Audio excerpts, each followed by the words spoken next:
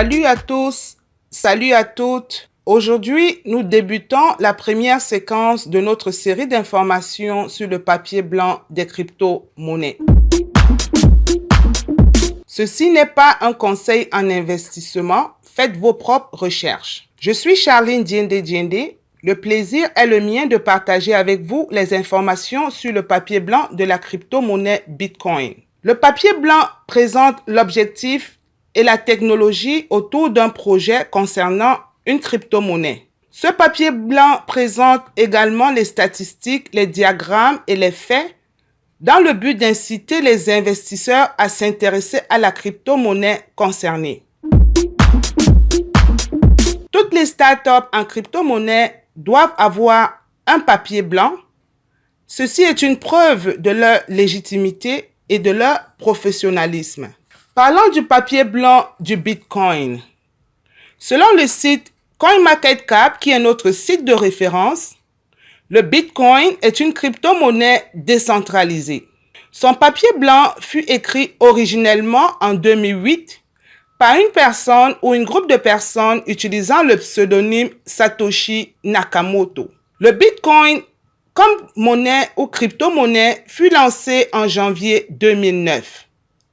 Les transactions Bitcoin se font de personne à personne sans intermédiaire de façon indépendante en utilisant la technologie blockchain.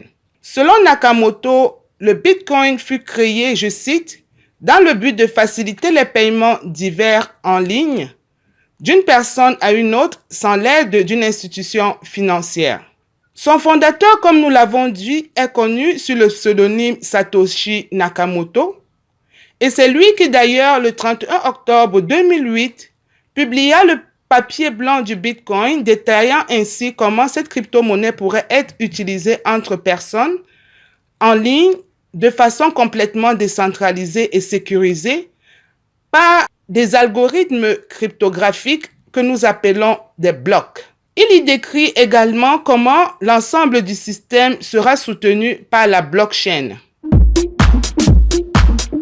Le 3 janvier 2009, Nakamoto mine son premier bloc sur le réseau Bitcoin, connu sous le nom Genesis Block, lançant ainsi la première crypto-monnaie globale dans le monde. La singularité du Bitcoin vient du fait que ce fut la première crypto-monnaie créée sur le marché de la crypto-monnaie. Aussi, le Bitcoin a réussi à former une grande communauté acquise à sa cause.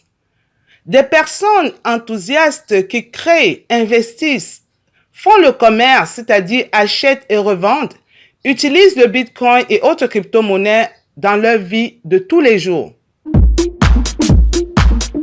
La venue de la crypto-monnaie a créé des bases conceptuelles et technologiques qui ont inspiré le développement de milliers de projets. Aujourd'hui, parlant du volume des transactions globales du marché de la crypto-monnaie, nous sommes à plus de 300 milliards de dollars américains. Parlant du volume de transactions du Bitcoin exclusivement, en 2020, ce volume oscillait entre 100 et 200 milliards de dollars américains. C'est d'ailleurs la première crypto-monnaie la plus utilisée sur les différentes plateformes d'échange. Toujours sur le site de CoinMarketCap, le prix du Bitcoin aujourd'hui est de 34 602,13 sous, dollars américains, bien sûr. En 24 heures, son volume de transactions aujourd'hui, 26 439 772 dollars américains.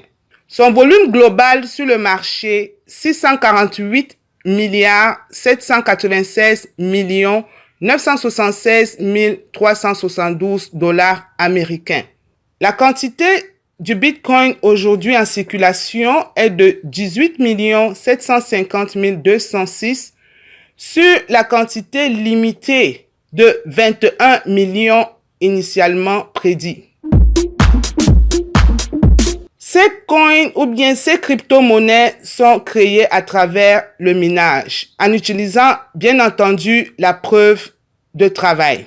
Sur la base de ce travail que nous venons d'effectuer, pouvons-nous dire aujourd'hui que Satoshi Nakamoto a réussi son pari Nous attendons vos réponses en commentaire. À la prochaine. Au revoir.